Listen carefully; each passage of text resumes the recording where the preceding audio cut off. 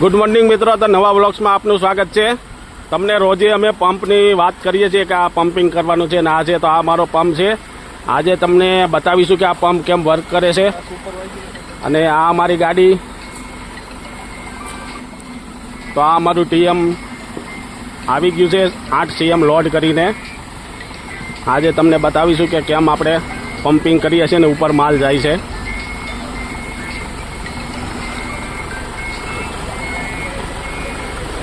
આ છે અમારા સુનિલભાઈ સુપરવાઇઝર.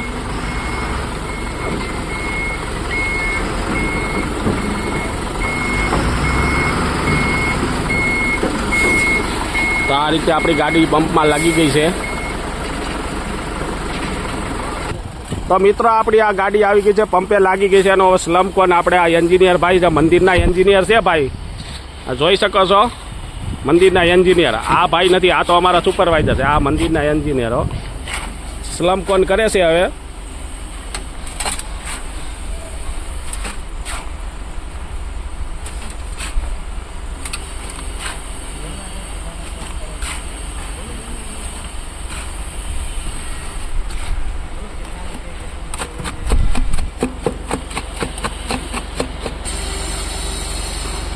તો આ મિત્રો, આ સ્લમ કોણ થઈ રહ્યો છે, જે 3 લેયરમાં ભરાય છે. સ્લમ કોણ કેટલો સ્લમ આવ્યો છે એ આપણે જોઈશું હમણાં.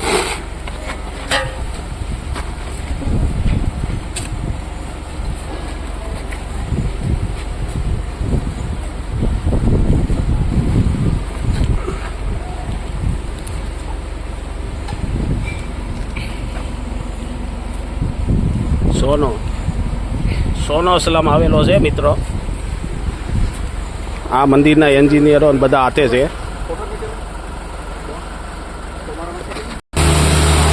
તો મિત્રો, થોડોક આપણો માલ ટાઈટ છે, તો આપણે પાણી નખાવી અને મિક્સ કરાવીએ છીએ.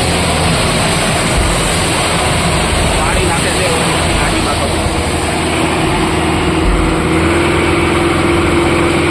કારણ કે સોનો સ્લમ આવ્યો છે અને સાઈડવાળાની 140ની રિક્વાયરમેન્ટ છે. તો આજે આપણે સ્ટાફ ક્વાર્ટરના 10મા માળનો સ્લેબ ભરવાનો છે. 10મા માળનો જોઈ શકો છો, આપણી પાઇપલાઇન કમ્પ્લીટ છે. તો હવે આપણા ઓપરેટર ભાઈ આવી ગયા છે, પંપ ઓપરેટર. તો હવે માલ પાસ કરશે હમણાં. તો આ સેલરી માટે આપણે માલ પાસ કરવા માટે સેલરી બનાવવાની છે. તો એની સિમેન્ટ આપણે આમાં આવી ગઈ છે. આ સિમેન્ટથી આપણે સેલરી બનાવજો અને પહેલાં સેલરી પાસ કરશું, પછી આપણે માલ પાસ કરવાનો છે. તો હવે આપણે સિમેન્ટ નખાઈ ગઈ છે ને સેલરી બનાવે છે. સેલરી બનાવવાનું ચાલુ થઈ ગયું છે. આપણો પંપ સ્ટાર્ટ થઈ ગયો છે, તમે જોઈ શકો છો.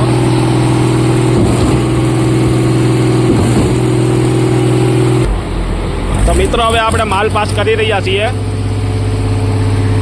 તમે જોઈ શકો છો માલ ઓપરમાં પડી ગયો છે.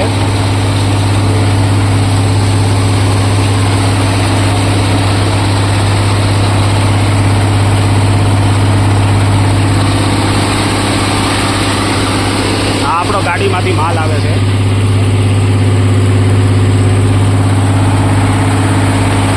ચલો ચાલુ કરો.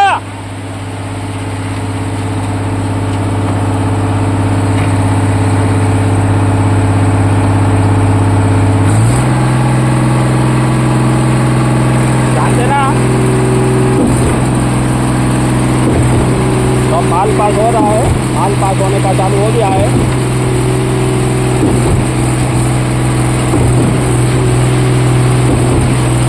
धीरे धीरे गिरावे भाई.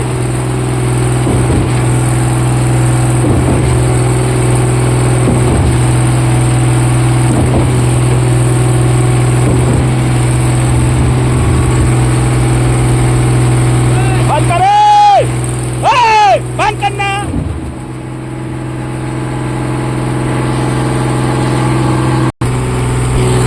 फाइनली मित्रों, अपना माल पास हो गया